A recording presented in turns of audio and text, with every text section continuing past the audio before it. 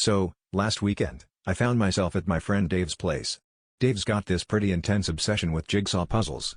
Like, we're talking about a several thousand pieces scattered all over the living room kind of obsession.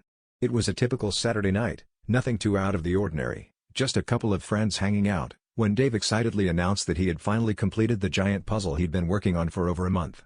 We all gathered around to admire his handiwork, a sprawling image that at first seemed to be just an incredibly detailed landscape. However, as we leaned in closer, we noticed something peculiar about the pattern. Intrigued, we realized the puzzle wasn't just any landscape. It had subtle lines and shapes that resembled a map. Dave, being the adventurous spirit he is, decided to match the puzzle with his GPS coordinates, and wouldn't you know it, it pointed right to his own backyard.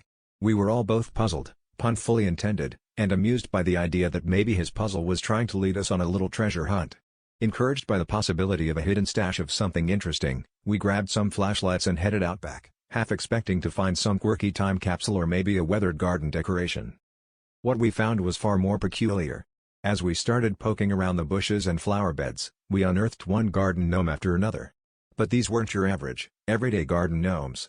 They were dressed in an array of bizarre outfits, one in a full tuxedo, another as a pirate, and even one suspiciously resembling Elvis.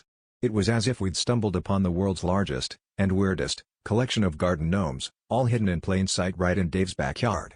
The sheer absurdity of it made us all burst into laughter. It was like the gnomes were hosting some secret society meeting, and we'd just crashed the party. As we stood there, surrounded by this army of ceramic oddballs, Dave scratched his head and said, "Well, I guess my backyard's got a bit more character than I thought." His neighbor, who'd wandered over to see what all the commotion was about, chuckled and pointed out, "Looks like you've got a nominated landmark on your hands." We all groaned at the pun, but couldn't help but laugh at the realization that Dave's jigsaw obsession had led us to discover the most peculiar secret of all. His backyard was the gnome sweet home we'd never expected to find.